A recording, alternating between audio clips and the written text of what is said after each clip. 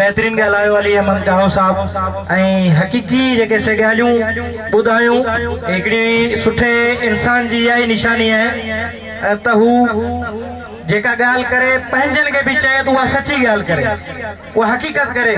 ऐं जेका ॿिन ॻाल्हि कई उहा हक़ीक़त अली अहमद साहब जी ॻाल्हि जेके से हक़ीक़तनि ते बदल हुई त जे तव्हांखे कैसा विरणो है तो बराबरी दिसो के गरीब मिस्किन मानून सा ता पांजो पान के वडेरा समझो था, भोतार समझो था, ता मुकाबलो के वडेरे भोतार क्यों खा क्यों एकड़े गरीब मिस्किन हारी खा, एकड़े मजदूर खा, एकड़े अकलियती गरीब मिस्किन मानू था उनन जी बनिन ते ता कब्जा कयो, उनन जे घरन ते कब्जा कयो। या ता जी डांड मुर्सी न चेबी, या ता जी बुजदिली चेबी। मां समझा तो ता का मते बियो के बुजदिल कोने जो एकड़े गरीब मिस्किन मानू आम गरीब मिस्किन मानू मजदूर मानू उनन जी ता घरन ते कब्जा कयो, उनन जे प्लाटन ते कब्जा कयो।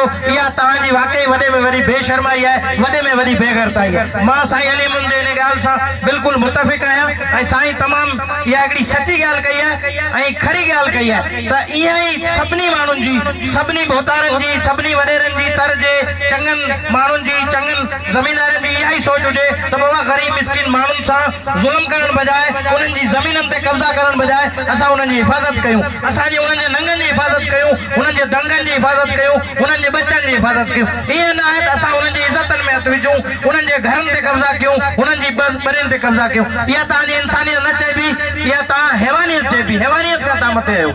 सो खुदारा असा जो कच्ची ताज पाकिस्तान जो हमेशा जेको सो पैगाम मोहब्बत भरियो रहियो है, वरी भी उनन के कब्जा खोरन के उनन जालिमन के असे बुधाईंदासी त वो वक्त ना है रहियो जो अगे ता इन गरीब मिस्किन मानुन जी जमीनन ते कब्जा कंदा हुआ, उनन सा जुल्म कंदा हुआ। वो दौर चेंज थी रहियो है, मानुन में सुजागी अची वई है।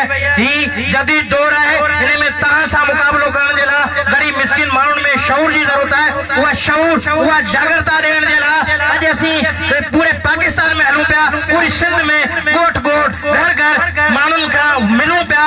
इन लाइ त हू तहां सा मुकाबलो कन, उनन में शऊर अचे, उनन में जागरता अचे ऐं तहां जे ज़ालिमन सा, तहां जड़े वडन भोतारन सा, गरीब मिस्किन मानुन सा जुल्म कंदड़न सा मुआदो अटकाए, तहां जे सामू बिहन, तहां जी अखिन में अखियूं मिलाए, तहां जे जुल्मन खिलाफ आवाज उठाए। उन लाइ इंशाअल्लाह हेड़ा अली अहमद जड़ा दोस्त, हेड़ा असांजा साथी असां सां गॾु हूंदा ऐं मूंखे ॾाढी ख़ुशी थी आहे साईं असां सां साथ निभाइण जी तमामु ज़बरदस्त ॻाल्हि कई आहे। असीं साईं खे भलीकार था चऊं, इंशाअल्लाह असांजो इहो साथ बरक़रार रहंदो ऐं हर इंसान जी इहा ई सोच हुजणु घुरिजे, इंसानियत वारी सोच, सुठी सोच त भई गरीब मिस्किन माण्हुनि सां ज़ुल्म बजाए असां उन्हनि जो साथ ॾियूं। इंशाअल्लाह इहो असांजो साथ बरक़रार रहंदो ऐं असांजो ही मुंहिंजो मैसेज कच्ची ताज पाकिस्तान या इन्हनि सभिनी जो मैसेज उन्हनि ज़ालिमनि ताईं पहुचंदो त ही तव्हांजे ज़ुल्म जो हाणे बिल्कुलु वक़्तु ख़तम थी चुको आहे। तव्हां सां मुक़ाबले लाइ गरीब मिस्किन माण्हू तयारु थी रहिया आहिनि, हिननि जे अंदरि शऊर अची रहियो आहे, हिननि जे अंदरि जागरता अची रही आहे। जॾहिं बि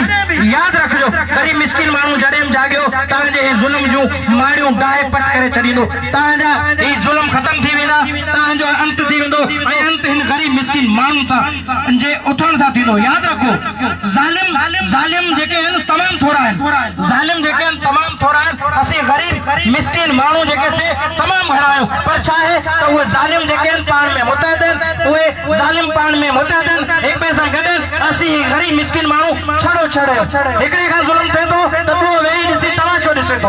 असांखे उहो तमाशो ॾिसण वारो सिलसिलो बंदि करणो पवंदो, तमाशो ॾिसण बजाए उन सां गॾु बीह रहणो पवंदो ऐं उन ज़ालिम भोतार जो मुक़ाबलो करणो पवंदो। उन ज़ालिम भोतार जे मुक़ाबले लाइ असांखे छड़ो छड़ हुजण जी बजाए गॾु बीहणो पवंदो, हिक ॿिए जो साथ ॾियणो पवंदो। अॼु जे मूं सां ज़ुल्म आहे, ॿियो तमाशो ॾिसंदो त सुबुह जो उन सां बि ज़ुल्म थींदो, उन्हनि जी ज़मीनुनि ते कब्ज़ा थींदा, उन्हनि जा बि माण्हू महिरबा, उन्हनि सां बि जेको सो नाक थींदो। उन लाइ मुंहिंजो तव्हां ते मैसेज आहे, हिक ॿिए जो साथ ॾियो, हिक ॿिए सां गॾु रहो, हिक ॿिए जे दुखनि सुखनि में साथ ॾियो।